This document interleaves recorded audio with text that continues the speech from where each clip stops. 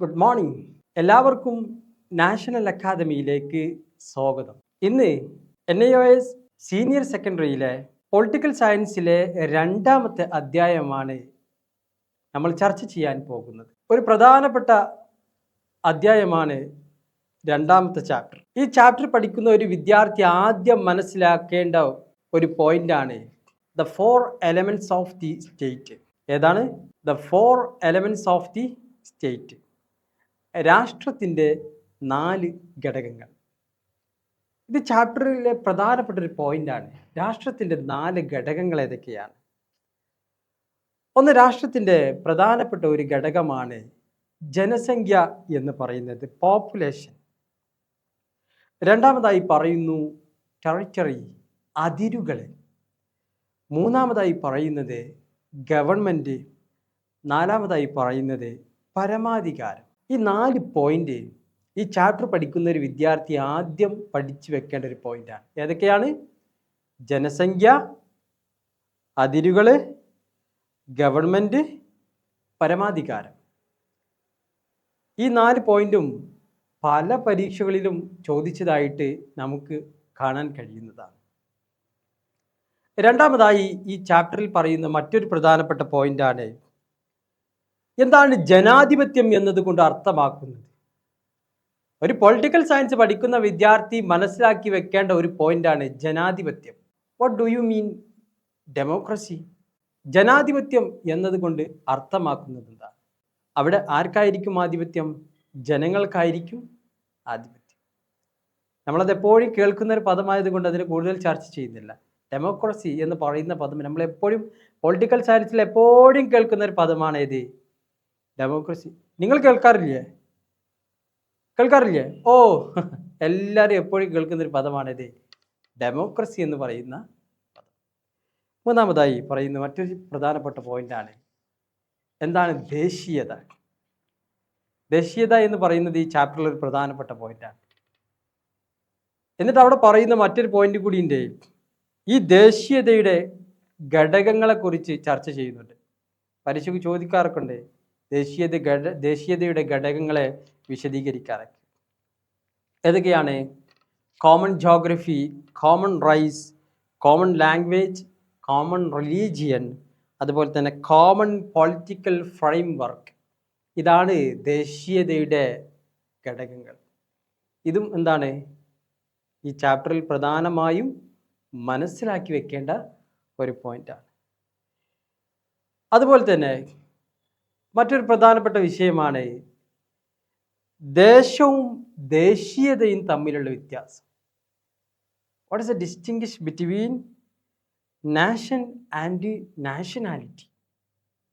ദേശീയതയും ദേശവും തമ്മിലുള്ള വ്യത്യാസം, അതും ഈ ചാപ്റ്ററിൽ നിങ്ങൾ പ്രത്യേകം മനസ്സിലാക്കി വെക്കേണ്ട മറ്റൊരു പ്രധാനപ്പെട്ട വിഷയമാണ്. ഇനി ഈ ചാപ്റ്ററിൽ കഴിഞ്ഞ കാലങ്ങളിലെല്ലാം പരീക്ഷയ്ക്ക് ചോദിച്ച പ്രധാനപ്പെട്ട ഒരു 2 ക്വസ്റ്റ്യൻ നമ്മൾ ചർച്ച ചെയ്യാൻ പോവുകയാണ്. ഒന്നാമതായി പറയുന്നത് what are the 4 elements of the state? രാഷ്ട്രത്തിൻ്റെ 4 ഘടകങ്ങളെക്കുറിച്ച്. അത് ഈ ചാപ്റ്ററിലെ പ്രധാനപ്പെട്ട ഒരു പോയിന്റാണ്. എന്തൊക്കെയാണ് രാഷ്ട്രത്തിൻ്റെ 4 ഘടകങ്ങൾ? ഒരു രാഷ്ട്രത്തിൻ്റെ പ്രധാനപ്പെട്ട 4 ഘടകങ്ങളിൽപ്പെട്ട ഒന്നാണ് ഏത്? ജനസംഖ്യ എന്ന് പറയുന്നത്. ആധുനിക രാഷ്ട്രത്തിൻ്റെ ഏറ്റവും പ്രധാനപ്പെട്ട ഒരു ഘടകം കൂടിയാണേത്? ഈ ജനസംഖ്യ എന്ന് പറയുന്നത്. ജനങ്ങൾക്ക് വേണ്ടിയാണെന്ത് രാഷ്ട്രം നിലവിൽ വന്നത്. അതുപോലെ തന്നെ രണ്ടാമതായി ചർച്ച ചെയ്യുന്ന മറ്റൊരു പോയിന്റാണ് ടെറിറ്ററി അഥവാ അതിരുകൾ. ഒരു രാഷ്ട്രത്തിന് അതിരുകൾ നിർബന്ധമാണ്, അല്ലേ? അതിരില്ലാതെ കാര്യങ്ങൾ നടക്കുമോ? വീടെടുക്കണമെങ്കിലും അതിരുണ്ടാകൂലേ? ഏതൊരു കാര്യത്തിലും അതിരുണ്ടാകും. അതുപോലെ രാഷ്ട്രത്തിൻ്റെ പ്രധാനപ്പെട്ട ഒരു ഘടകമാണ് ഇത് അതിരുകൾ എന്ന് പറയുന്നത്. ഒരു സ്റ്റേറ്റിൽ ജനങ്ങൾ വസിക്കാൻ ഒരു നിശ്ചിതമായ ഭൂപ്രദേശം എന്തായിരിക്കും? സ്വന്തമായി ഉണ്ടായിരിക്കും. മൂന്നാമതായി പറയുന്നത് ഭരണകൂടം. ഒരു രാഷ്ട്രത്തിന് പ്രധാനപ്പെട്ടതാണ്. ജനങ്ങളെ ഭരിക്കണമെങ്കിൽ, ജനങ്ങൾക്ക് സുഗമമായ വികസനങ്ങളും മറ്റു കാര്യങ്ങളൊക്കെ ചെയ്തു കൊടുക്കണമെങ്കിൽ അവിടെ ഒരു ഗവൺമെൻറ് ഉണ്ടാകൽ എന്താണ്? നിർബന്ധമാണ്. നാലാമതായി പറയുന്ന ഒരു പോയിന്റാണിത് പരമാധികാരം. ഈ ചോദ്യം കഴിഞ്ഞ കാല ക്വസ്റ്റ്യൻ പേപ്പറുകളിലെല്ലാം പലപ്പോഴായിട്ട് നമ്മൾ കണ്ട ഒരു ക്വസ്റ്റ്യനാണ്. അതുകൊണ്ട് നിങ്ങൾ നിർബന്ധമായിട്ട് എന്ത് ചെയ്യണം? ഇത് പഠിച്ചു വെക്കണം. മറ്റൊരു ക്വസ്റ്റ്യൻ ആണ് എന്ത്?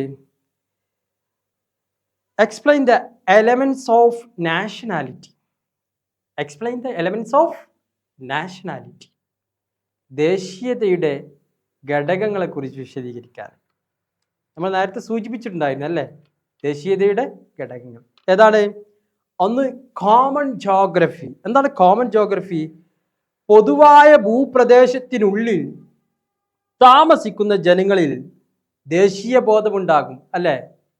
ഒരു നിശ്ചിത പ്രദേശങ്ങളിൽ താമസിക്കുന്ന ആളുകളുടെ ദേശീയ ബോധം ഉണ്ടാകൂലേ?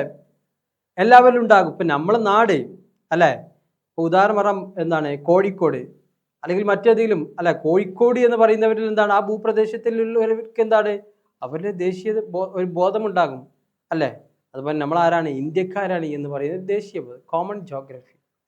രണ്ടാമതായി പറയുന്നത് കോമൺ റൈസ്, അഥവാ ഓരോ വംശത്തിൽ പെടുന്നവർക്കിടയിലും എന്താണ് ദേശീയത ഉണ്ടാകും. മൂന്നാമതായി പറയുന്നത് കോമൺ ലാംഗ്വേജ്, കോമൺ ലാംഗ്വേജ്. നാലാമതായി പറയുന്നത് കോമൺ റിലീജിയൻ. അഞ്ചാമതായി പറയുന്നത് കോമൺ പൊളിറ്റിക്കൽ ഫ്രെയിംവർക്ക്. ഇത് കഴിഞ്ഞ കാലങ്ങളിലൊക്കെ ചോദിച്ചൊരു ചോദ്യമാണ്, പ്രത്യേകം മനസ്സിലാക്കി വെക്കണം. ഓക്കെ. അതുപോലെ തന്നെ മറ്റൊരു പ്രധാനപ്പെട്ട ഒരു ചോദ്യം കൂടിയാണ് ഇത്, ദേശവും ദേശീയതയും തമ്മിലുള്ള വ്യത്യാസം. ഇത് എന്താണ് ഇനി അടുത്തുള്ള ചാപ്റ്ററുകളിലൊക്കെ പലപ്പോഴും കാണാൻ കഴിയുന്നതാണ് രണ്ട് വ്യത്യാസങ്ങൾ. ആദ്യം ദേശീയത എന്നത് നമ്മൾ മനസ്സിലാക്കണം, അതോടൊപ്പം തന്നെ എന്ത് ചെയ്യണം? ദേശത്തെക്കുറിച്ച് മനസ്സിലാക്കണം. എന്നിട്ട് ഇത് തമ്മിലുള്ള താരതമ്യം എന്ത് ചെയ്യണം? നമ്മൾ എഴുതി കഴിഞ്ഞാൽ നല്ല മാർക്കോട് കൂടി നിങ്ങൾക്ക് പാസ്സാകാൻ കഴിയും. അപ്പോൾ ഇത്തരം വിഷയങ്ങളാണ് അല്ലെങ്കിൽ ഈ ചോദ്യങ്ങളാണ് ഈ ചാപ്റ്ററിൽ പ്രധാനമായിട്ടും ചോദിക്കാൻ സാധ്യതയുള്ള ക്വസ്റ്റ്യനുകൾ. ഇനി ചാപ്റ്ററിൻ്റെ ഫുൾ വീഡിയോകൾക്കും അതോടൊപ്പം തന്നെ ഈ ചാപ്റ്ററിലെ പുതിയ മോഡൽ ക്വസ്റ്റ്യനുകൾക്കും മറ്റുമെല്ലാം നിങ്ങൾക്ക് ലഭ്യമാക്കാൻ വേണ്ടിയിട്ട് നിങ്ങൾക്ക് നാഷണൽ അക്കാദമിയിൽ ജോയിൻ ചെയ്യാം. എന്നാൽ നിങ്ങൾക്ക് നാഷണൽ അക്കാദമിയുടെ ആപ്പ് ലഭിക്കും. അതിലൂടെ നിങ്ങൾക്ക് എല്ലാ ക്ലാസ്സുകളും വളരെ നല്ല രൂപത്തിൽ തന്നെ മനസ്സിലാക്കാൻ കഴിയും. അഡ്മിഷൻ എടുക്കാൻ ആഗ്രഹിക്കുന്നവർ ഞങ്ങൾ അക്കാദമിയുമായിട്ട് ബന്ധപ്പെടുക. Okay, thank you.